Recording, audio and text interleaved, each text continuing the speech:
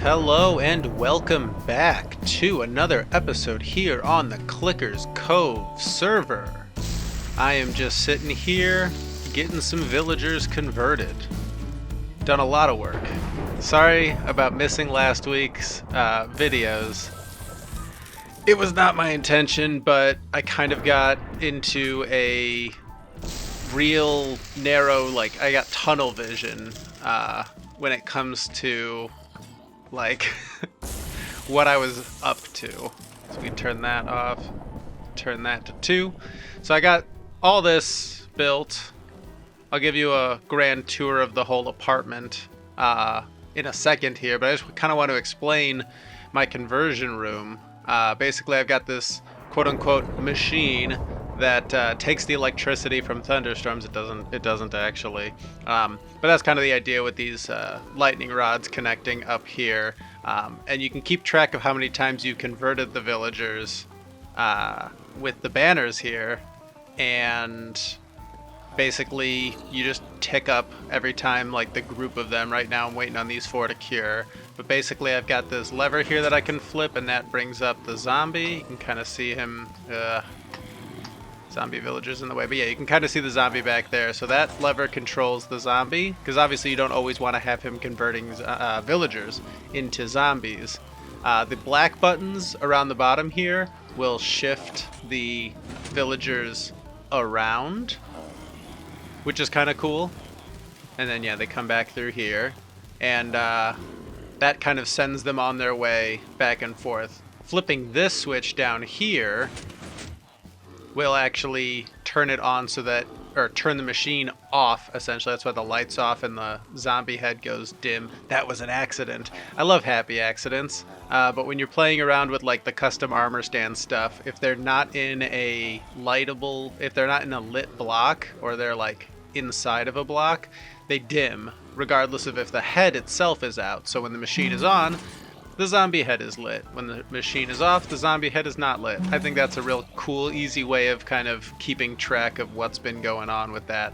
But yeah, like I said, the sword spins around. The villagers come through here. I push this burgundy button, or the crimson button, I should say, and that dispenses a potion of weakness, and up through the floor here, it dispenses a golden apple. So it drops the potion first, waits a second, and then gives me the apple so that I can click on the villager. I've got all of the workstations and some of the early trades in a lot of those workstations right there, so that basically once I convert them 5 times, then I can pick their profession and only waste 1 of each of the materials. I should have some emeralds in there too, because a lot of villagers have an early emerald trade. Obviously, just an ender chest, but this farm is a passive carrot farm, as you saw in the last one that I did. And then in this closet here, this is where I can fill up more potions of weakness. I don't know why I closed the door. I can put the apples, and those just get hoppered over to there. And over here I can put the mine carts in case I want to do a bunch of villagers at once. So this guy's just gotten cured. Obviously, if he had a profession, I can see where he was at in his unlocking. So let's see right now. He's been converted twice, and his paper trade has gone down by half, and his map trade has gone down to 1 emerald. So basically what I want to do is, like I said, convert them 5 times. That'll give me the best possible trades. I got my little brewing station over here with some supplies for that. Unlimited water source hidden under there. I'm real happy with the way this room turned out. This was actually, I think, the first thing I did in the apartment. But that's not all I did. So this is kind of a little entryway up to him. Let's start here on the bottom. Come through here, doors open, doors close. Now full-size mobs won't be able to get through here, only baby villagers, or baby zombies I should say, because of their hitbox, but because of the carpeting and the trapdoor there, it's too big, or it's too small of a space for the regular zombies, skeletons. I think creepers might be able to get through there, but that's kind of also why I've got a bunch of torches out for now, because until I figure out the best lighting situation for the street to make it spawn proof, I need to make sure my villagers stay safe. So this floor in the regular terracotta is all going to be farmers, I think, just because farmers have some of the best trades in terms of like you want to get a bunch of emeralds and you can give them like one pumpkin or one melon or one carrot or whatever. Tons of emeralds being generated through here. Obviously, I haven't filled it yet, but also they have golden carrots, which that is the primary food source. This area over here is going to be. Let me look at my notes because I actually had to like kind of map out based on how many areas I have. So farmers in that area. I believe the shepherds are going to be here, mostly because I want. I kind of want every villager type, but there are some that are not as important. So like when I only have 5 spaces, I figure shepherds can go there. In this space here with the 3, yeah, that's 3. So that's gonna be the cartographers, mostly to get a glass panes, a map trade, other things like that. The white terracotta areas are going to be my masons.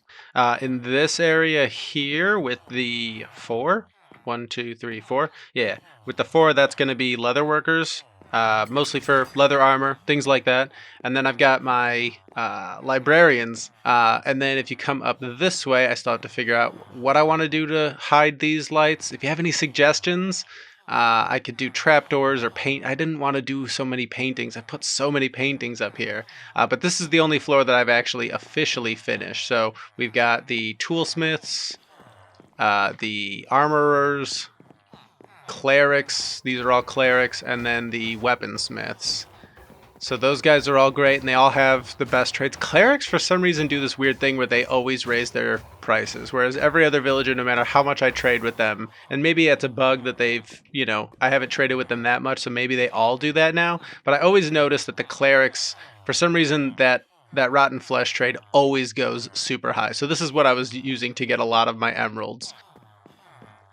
And then so yeah, like I said, I kept building stuff. So there was extra space above. So I decided to make this little, like you pull down the staircase and it comes down from the ceiling. I feel like I did a decent enough job with that. So you come up through here. It's a little bit cramped with those chains, but I like the way it looks. And then we've got a extra area up here. My favorite room that I've designed.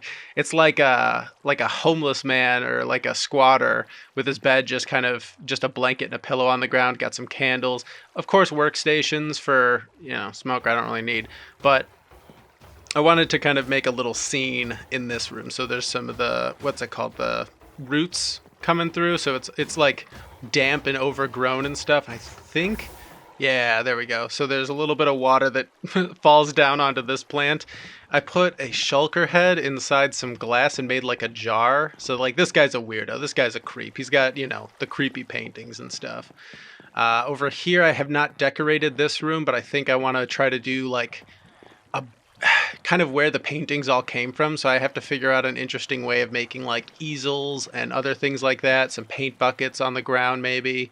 And then over here, there's just another room. There's not a whole lot going on here, but I wanted every window to have something in it. So if you happen to fly by, it doesn't look like it's just an empty place.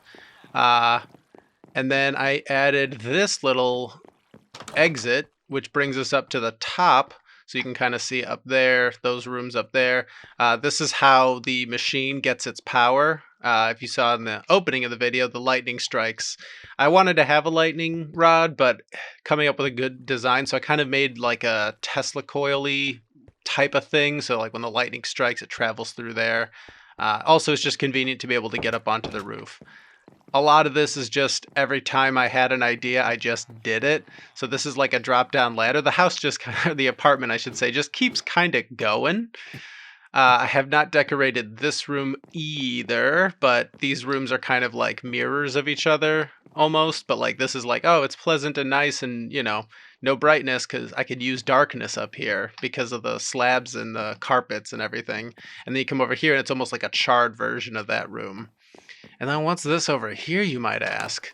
Well, this leads directly to the villager breeder area, blocked off. So if I ever, need to mess with them, I can kind of hop into here and I can come in here and mess with them. And then the thing that I am most excited about is this whole area is a passive iron farm. The reason why everything in the house is more than spawn proof, with like slabs and glass on everything, is because iron golems will spawn in this area and the area over there. I don't want to jump over there and risk falling down, but basically they'll spawn there, follow the water trail to here past these like curtains, and then be sent down into some lava. Now, you might have seen this button here. This button here does nothing. It does nothing until the machine is turned off. Once the machine is turned off, and I'll do that right now, these guys are all cured up, which is fantastic. But once the machine is turned off, this activates a system in here where this block gets pulled back, and let me see if I can break through here. So that button will obviously push that to here, connecting this. Once the machine is off, this piston extends, allowing this circuit to be completed, which will then send the signal to the rest of the area in order to... It's so hard to move around here. Like I said, I've glassed everything up. But basically, each of those buttons moves down a redstone block onto a line that deactivates a bunch of torches that activates the rails to move them to their next station. And when the system is turned on, this block retracts so that this button can't affect it, and it only moves them around the system. They transfer up through here. There is a line that leads them out this way and up to there. I think I might actually be able to get up there. It's very difficult to move around in this area because of all of the mob proofing that I wanted to have done here. So if I put this there, and then I need to break this one, I could just put that there and break this one.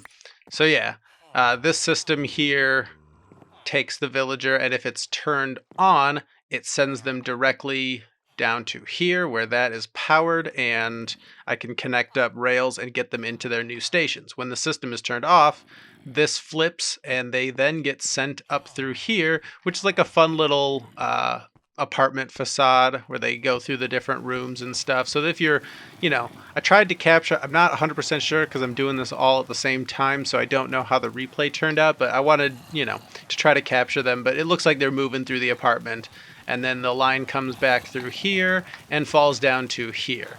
The way the villagers get here, oh no, tragic. Push that guy back there. They have to be like against the block. Do that, and fix, and fix.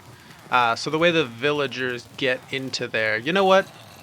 This is very complicated. I'm going to switch over to my camera account. On the other side of this is where all of the villagers collect, and when you push that burgundy button there, so the burgundy buttons do special things. That's kind of how I keep track of what each button does, because I don't know if you could tell, but I don't do that awesome thing that so many awesome redstone YouTubers do, where they like lay out different colored wool tracks and stuff like that so they can keep track of their circuits. I have to constantly just remember what each circuit does, and a lot of this, I don't know if I had mentioned it, but every time I build one of these conversion systems, it's slightly different because I don't follow any tutorials.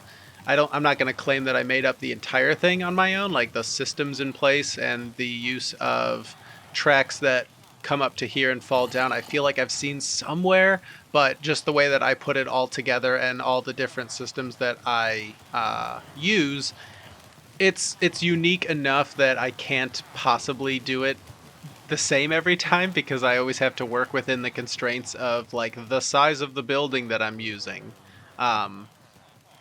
But basically you push the red button, that activates this to send a minecart up through here. This I know I definitely got from somebody, I just can't remember who, but the minecart travels up and then down, and that is just enough to catch one villager and bring them to here.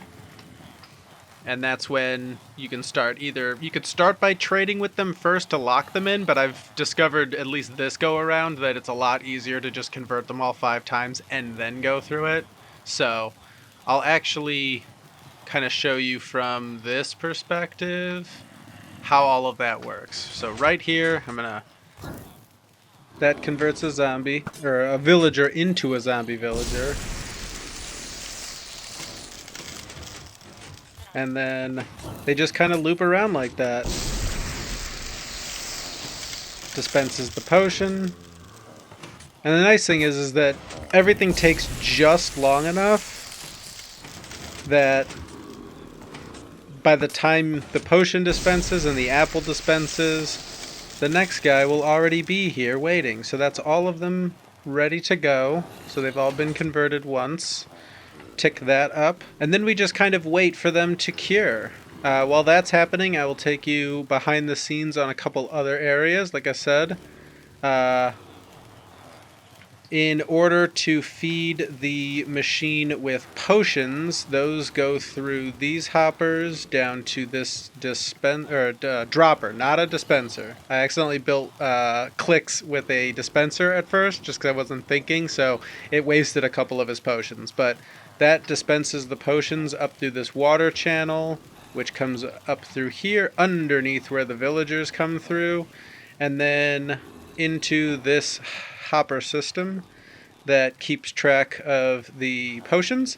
And I've got a comparator here so that when this one is empty, it'll let more potions through by comparing, obviously, whether or not this has anything in it and making this signal disappear, which will then turn this back on, turn this back off, which would turn this on, and then this off. Typical torch tower. Sends that over to here, which a downward thing. Everything fits so perfectly, but it was, it was a pain to kind of figure out how to fit everything.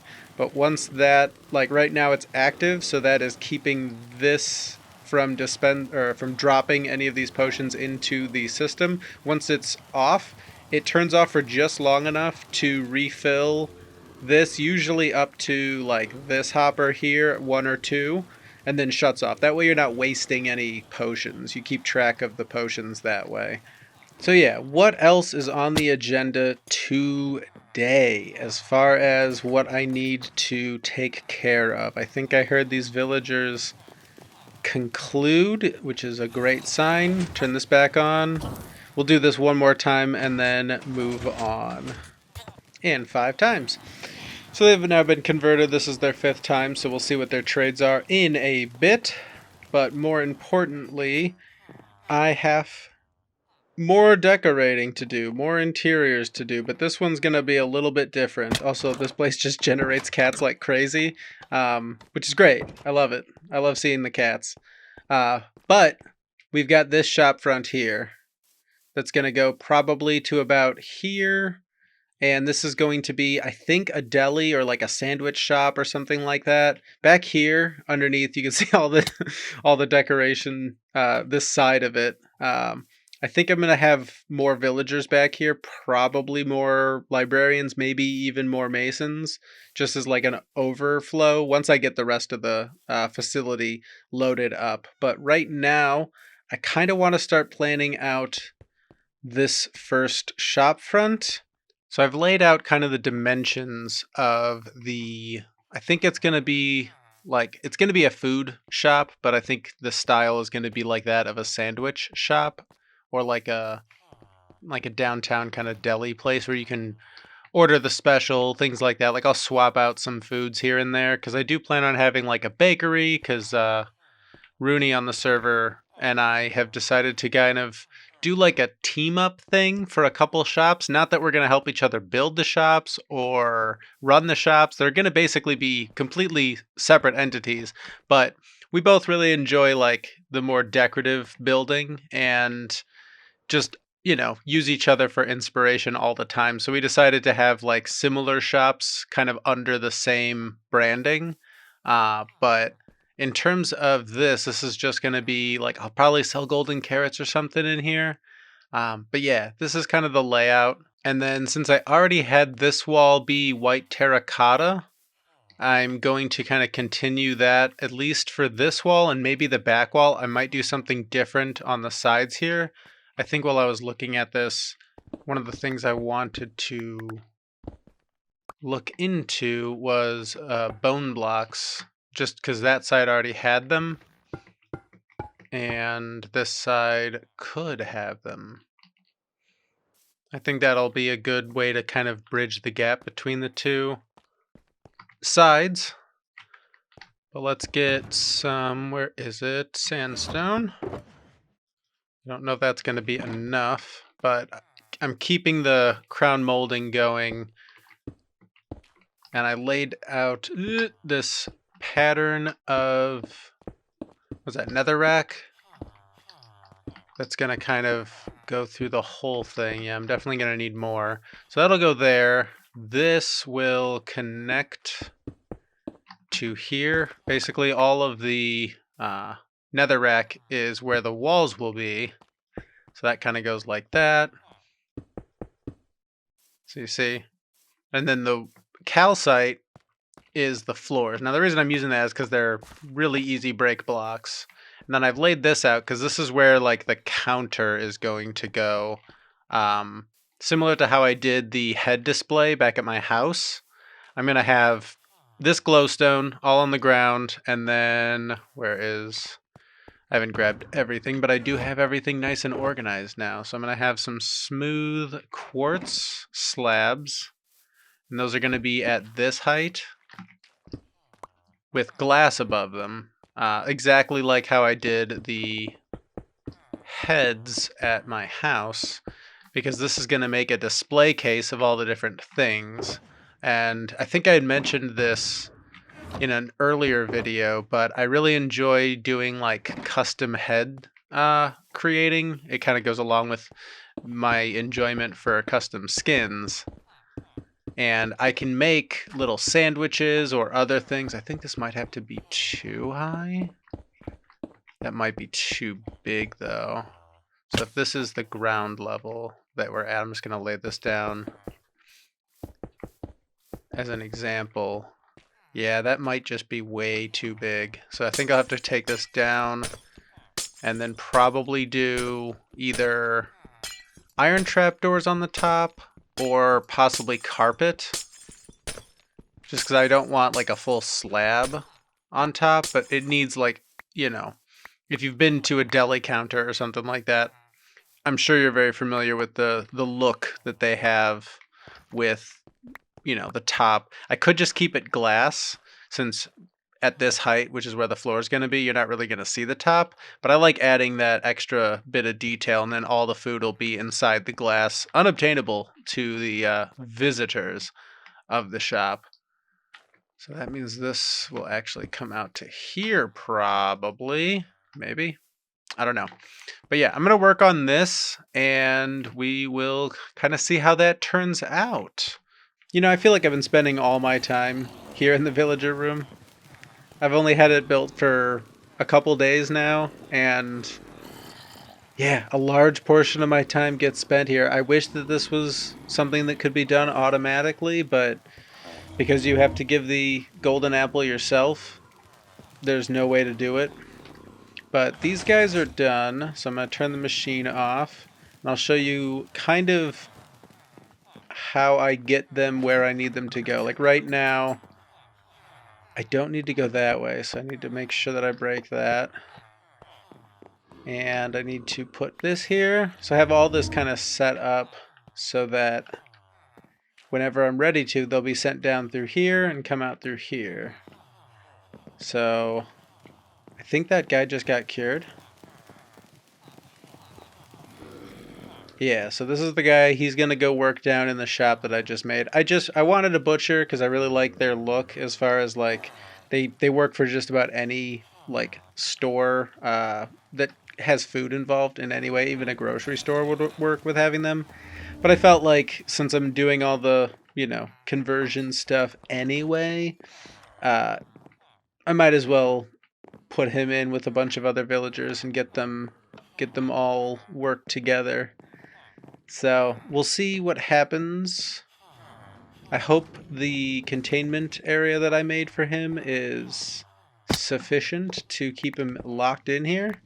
I think it is. Like, I think they can jump onto here, but I don't think they can make this jump. And even if they could, no, that's still... We'll have to just make sure we keep that nice and closed. But yeah, this is the little shop front that I made.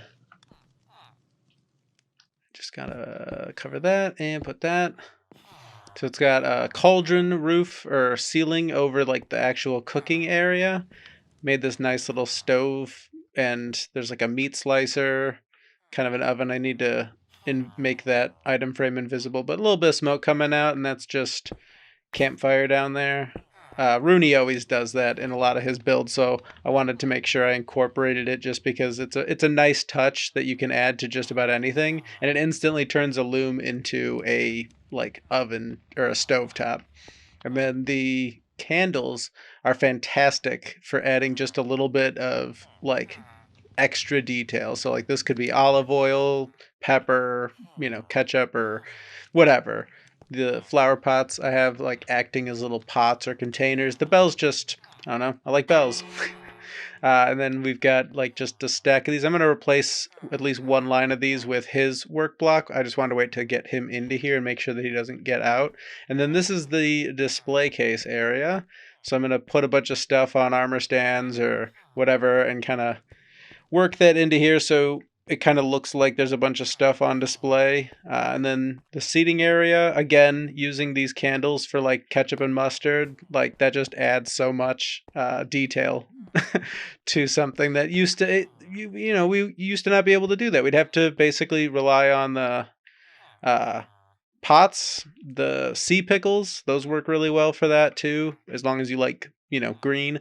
This is the front door. Yeah, real happy with the way this came out. I wanted to do something with the floor that kind of like made it look like it was tiled, but it's not like a perfectly repeating pattern. So there's smooth quartz and regular quartz mixed in with the red terracotta. The walls are kind of two-tone as this area here is blocked off.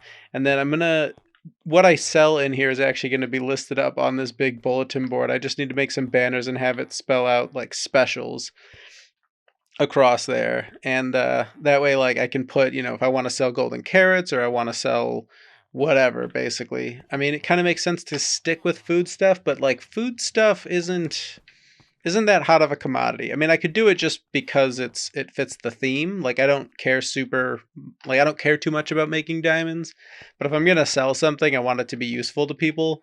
And then yeah, look at the look from the outside. I need to put some paintings and stuff on the wall, but I think that looks really cool from the outside. It looks just like a little diner, a little cafe of some kind, which, yeah, super perfect. But I still got other stuff I need to get done today. And next up, I'm going to be building the next 2 buildings on Main Street. The one that's going to go like here to about maybe here, and then from there to possibly out to here. I got to double check that. But yeah, I gotta get to building, so I will, once again, see you after the break.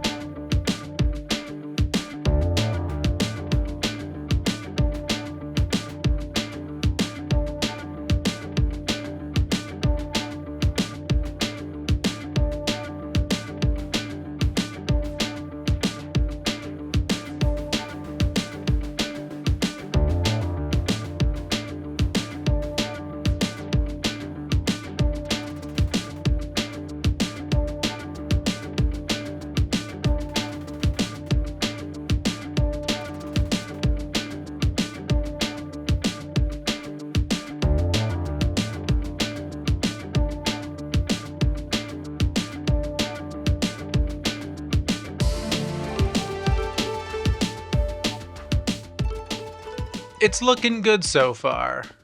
I've got 3 new buildings. This middle one right here is going to be a bakery. I think I had originally planned for this one over here to be like a pawn shop, just because it kind of gave me that vibe. Like once I built it, I was like, oh yeah, I could see, you know, like the security doors in the front, and it's kind of nondescript. I really like the way the colors all kind of work together. It's birch, smooth sandstone, stripped oak, and then there's a little bit of spruce on the underside here, along with the quartz and everything. I think this one is probably my favorite in terms of like just the aesthetic of it, but I'm really proud of all 3 of these and can't wait to see them get filled up. Also, I've given this shop a name. This is Atwood's. This is Atwood's Deli. I made these banners. I realized that I can do lowercase for everything except the S's. I think A's are going to be difficult to do lowercase, but I really like the way that the T, W, O, O, and D work really well as lowercase. So without having an apostrophe, I think this kind of gives off the impression that this is Atwood's. The shop itself is not called Atwood's. I've done a little bit more work in here. Like I put the specials up on the board. I've got these all set up with Atwood's Deli, so everything that I sell out of here is going to be in those shulker boxes below. There'll be like a little image of what you can buy with the price point. This guy I've also named. This is Curtis Atwood, or Curtis A. But yeah, also I just because I really like these kind of chair things, I made the booths a place that people could actually sit and have a conversation, you know, recreate their favorite diner moments from movies. But yes, we actually have more to do today. And the last thing that I'm going to actually do is Click has been working with Papa on their shopping district. And what they're doing over there is inside of like a mountainy range. They're going to kind of make like a campground as their shopping district. I really like the fact that everybody's kind of coming up with little themed ideas for their shopping districts instead of having the one centralized this season. It's very fun.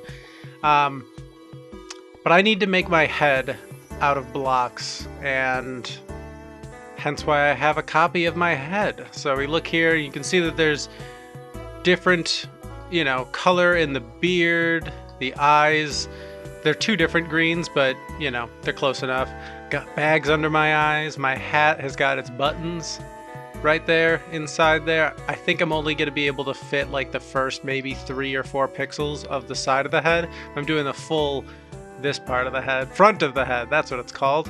So that means we're going to need some light gray terracotta, white terracotta, cyan terracotta, potentially green, but I think Click wanted us to do the eyes with sea lanterns and glass in front of it. So I'm going to gather the materials and meet you over at Mount Foundersmore.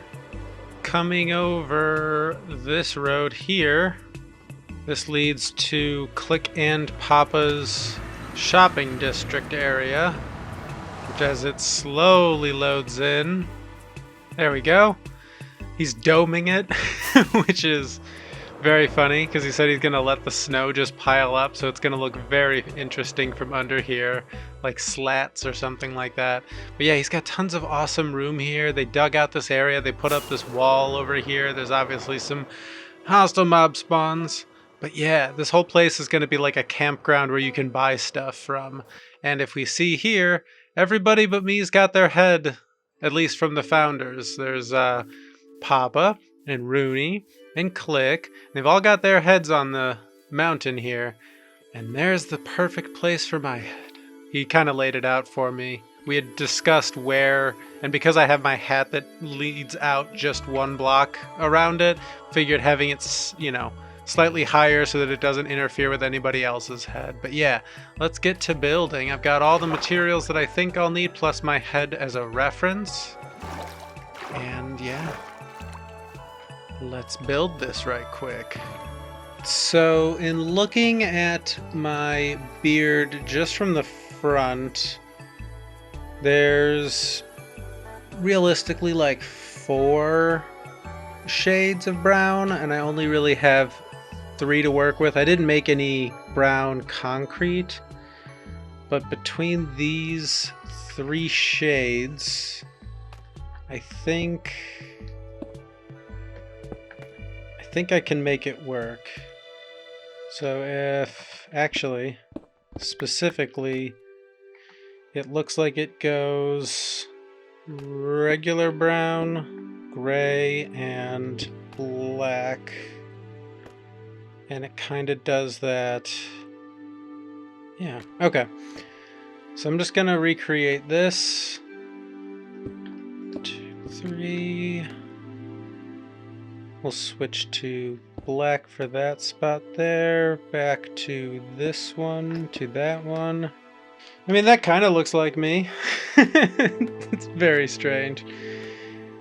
Because of the mustache part, doesn't perfectly work. I wonder if there's anything I can do about that.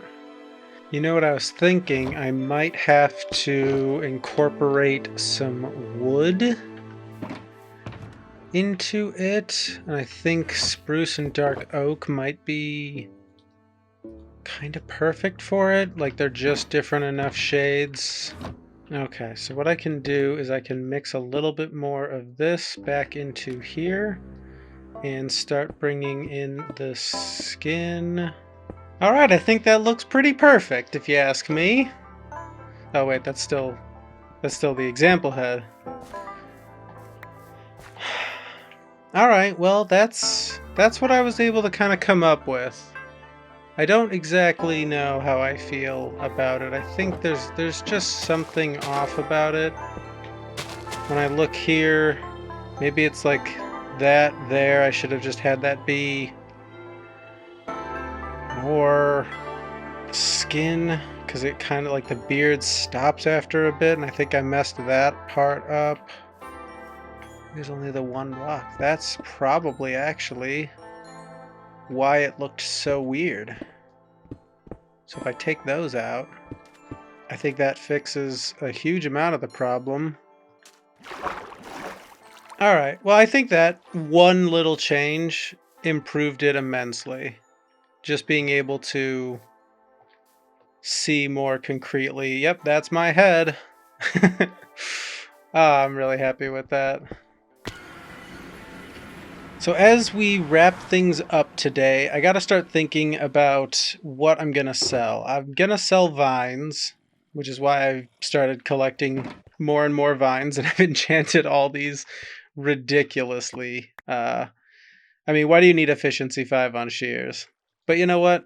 I've got the villagers now for it, so that's what's gonna happen. I think I'm gonna sell apples just because I have an abundance of them, but I'm not gonna like charge. I like Rooney's method for like things that are so obnoxiously easily obtainable, but if people feel like coming to your shop to get them, if they'd like to leave you a tip, that's fine. So I've got a shulker box full of apples ready to go. This is in preparation for the bakery. I'm gonna probably do the same process there, just kind of throw it in there just to have storefront space taken up, because after all, this is my base.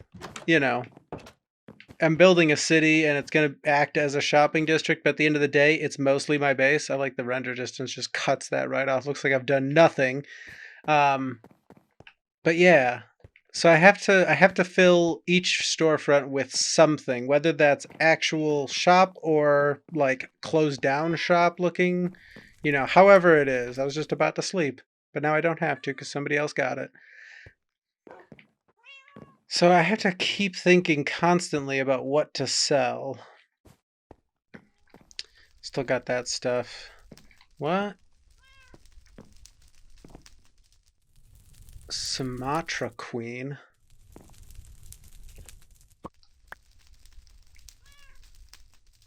Another note by Minus B. I was talking to the other guys. They all think that it's like B is the name. You know what I mean? Like they signed it B. But to be fair, the first book was B minus. So you can't blame a guy for assuming that that's how it was pronounced. But let's take a quick read through of this. So you've explored the cave home. That home belonged to Walter Raleigh.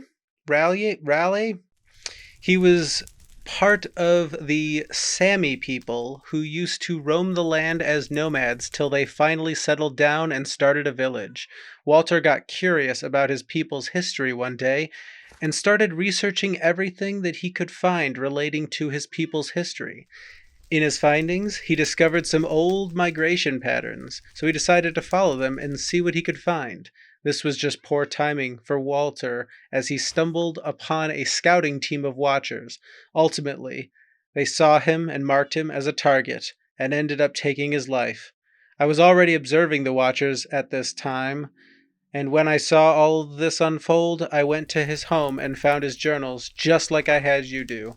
The final journal had the coordinates to what I can only assume is a watcher's facility.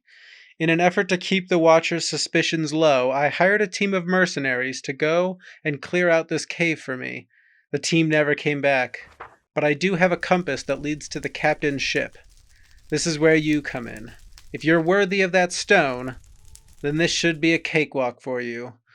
But to sweeten the deal, once you have cleared the cave for me, I'll give you something from my personal armory. Until next time. B. And it's highlighted in red. So I think I'm just going to start calling this guy B from now on.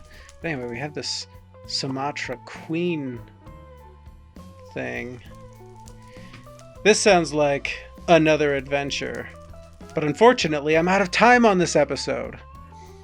And I know that last week I didn't post, and I feel bad about that. I don't know if any of you guys were upset that I didn't post anything, but I feel bad when I miss a posting. It's difficult keeping a schedule, even if it's just once a week, because you have to do so much work throughout the week just to get the episode recorded. Like, you know, building those 3 buildings, each one, despite them only being the like storefronts, like the front facades, each one took time, and that time unfortunately adds up.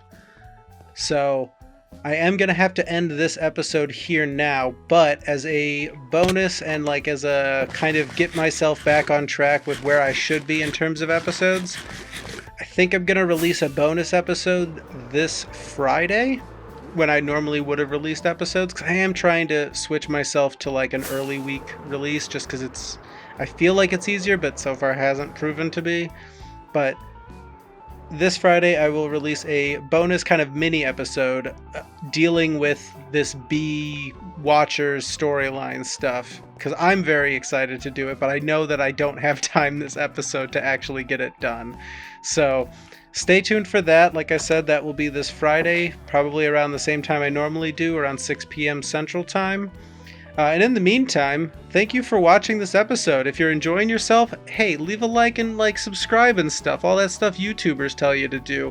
It actually helps quite a bit, mostly with my self-esteem and morale. But you know what? It also helps the algorithm, from what I've been told, in terms of suggesting my video to other people. Like, if you think this is something that you should, your friends should watch or some other people should watch, you could share it. You could let people know that way. But I'm not going to harp about this. I'm terrible at this aspect of it, just, begging for things. So I will see you guys on Friday for that quick, I don't know how quick it's going to be. It could be a lot. It sounds like there's going to be more exploration involved, so that's exciting. And then we will return to our regularly scheduled programming, hopefully by next Tuesday with another episode. I get these buildings finished before then. So wish me luck, guys. Bye.